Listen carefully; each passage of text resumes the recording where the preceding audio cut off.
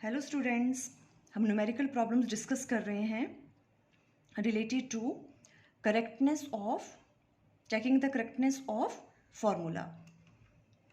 Last video में हमने कुछ न्यूमेरिकल्स लिए थे। Next numerical, on the basis of dimensional arguments rules out the wrong relation for kinetic energy. ठीक है, डायमेंशन फार्मूला के बेसिस पे ही आप बताएं कि काइनेटिक एनर्जी के लिए ये पूछ रहा है कि कौन से इन दो दे रखे हैं आपके पास, कौन सा काइनेटिक एनर्जी के क्या हो रहा है, काइनेटिक एनर्जी के बराबर नहीं है। फर्स्ट है 3/16 mv² and second one is half mv² plus ma। ठीक है, अभी हम फर्स्ट वाला ले रहे हैं। फर्स्ट क्या है, सबसे पहले हमें किसके डायमेंशन फार्मूला निकालना है, काइनेटिक एनर्जी का। काइनेटिक एनर्जी के बारे में ही हम बात कर रहे हैं। काइनेटिक एनर्जी क्या होता है, हाफ mv² इक्वल टू इसका अगर हम डायमेंशनल फार्मूला देखते हैं तो क्या आता है, m की जगह m आ गया, मास की जगह m, एंड v का हमें पता है LT-1 होता है और इसका स्क्वायर आ गया। जब हमने इसको सॉल्व किया तो क्या आ गया, ml² स्क्वायर लिया इसका, एंड t-2 -1 की जगह 2 आ गया बिकॉज ये स्क्वायर था इसका, इसको हमने फर्स्ट नाम दे दिया। ठीक है, अब हमें बताना है कि ये फर्स्ट वाला है एंड सेकंड वाला है। ठीक है, ये भी काइनेटिक एनर्जी के लिए वैलिड है कि नहीं है, और ये जो सेकंड वाला है ये भी काइनेटिक एनर्जी के लिए रिलेशन ठीक है कि नहीं है। हम ये भी इससे फाइंड आउट कर सकते हैं। कैसे, हमने पहले काइनेटिक एनर्जी का डायमेंशन फार्मूला लिख लिया। अगर इन दोनों का भी डायमेंशन फार्मूला काइनेटिक एनर्जी के साथ सेम मैच करता है, it means they are valid. ठीक है, अभी हम फर्स्ट वाला ले रहे हैं तो फर्स्ट में क्या है, 3/16 mv²। ठीक है, तो इक्वल टू ये किसके बराबर आ गया, mv²। तो m मास के लिए m और v के लिए LT-1, इसका स्क्वायर कर दिया तो 2 ml² T-2। ठीक है, तो ये भी क्या आ गया, सेम। इसका डायमेंशन फार्मूला और इसका डायमेंशन फार्मूला क्या हो गया, सेम। लेफ्ट ये वाली साइड ये वाली दोनों चीज़ें बराबर हो गई। इसका मतलब from 1 and 2 it is clear that this formula is dimensionally correct. Dimensionally correct है ये काइनेटिक एनर्जी के लिए, ये वाला जो फार्मूला है, बिकॉज इनके डायमेंशन फार्मूलाज क्या आ रहे हैं, सेम आ रहे हैं।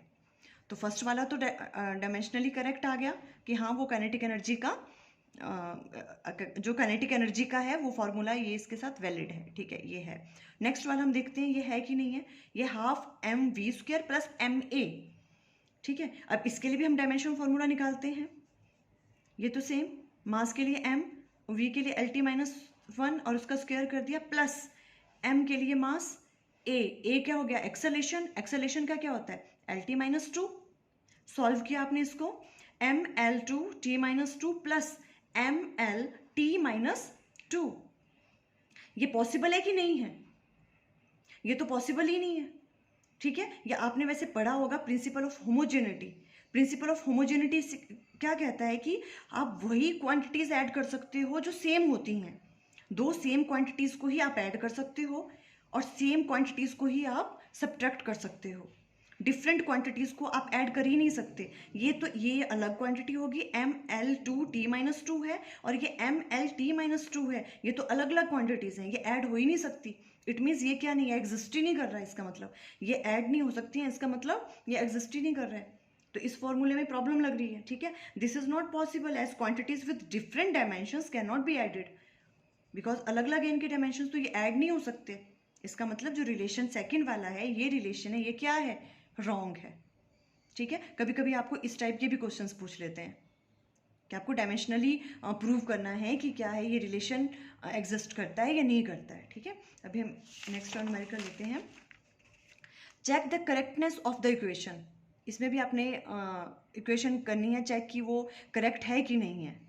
Fs equal to half mv² minus half mu²। ये आपको चेक करना है कि ये क्या है, ये डायमेंशनली करेक्ट है कि नहीं है, ये वाली जो रिलेशन है ये ठीक है कि नहीं है। सबसे पहले उसके लिए क्या करते हैं हम, लेफ्ट हैंड साइड के ले लिए हमने। लेफ्ट हैंड साइड में क्या है, Fs इक्वल टू फोर्स के क्या होते हैं, डायमेंशन फार्मूला ml_T-2, और s क्या हो गया, डिस्टेंस, वो किस में है, l। तो हमने l ले लिया, इसको सॉल्व किया तो m1 l² हो गया T-2। यहाँ तक कोई प्रॉब्लम, ईजी। अब राइट हैंड साइड ले लेते हैं हम। राइट हैंड साइड में क्या है, half mv² minus half mu²। ठीक है, तो अभी हम इसका ले लेंगे तो m का m आ गया, मास का, और v की जगह LT-1 और इसका स्क्वायर माइनस द्वारा क्या है मास के लिए m और u। अब u है या v है तो वो वेलोसिटी ही, ठीक है। ये इनिशियल वेलोसिटी है, फाइनल वेलोसिटी है, बट जो डायमेंशंस हैं वो किसके आएंगे, वो तो आपके पास वेलोसिटी के ही आएंगे।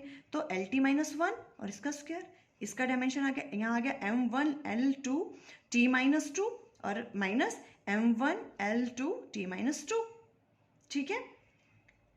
अब इस वाले केस में क्या है, ये भी सेम क्वांटिटी है, ये भी सेम क्वांटिटी है, हम इनको क्या कर सकते हैं, सब्ट्रैक्ट कर सकते हैं।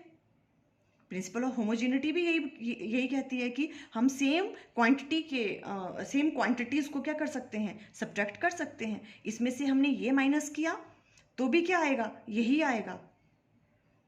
देखो ये चीज़ भी आप याद रख लें, जैसे कोई भी चीज़ है, मान लो यहाँ L है, L को जब आप L से ही माइनस करोगे तो क्या आएगा, वो L ही आएगा, लेंथ ही आएगा, ठीक है। अगर आप कोई भी चीज़, किसी भी चीज़ को आपस में क्या कर रहे हो, माइनस कर रहे हो, तो वही चीज़ आएगी ना, कुछ और तो नहीं आएगा। तो याद रखना है L माइनस L अगर है तो L ही आता है, ठीक है। अगर आप राइट डाउन करते हो L प्लस L तो उसकी वैल्यू भी L ही आती है, ठीक है, वो 2L नहीं होगी,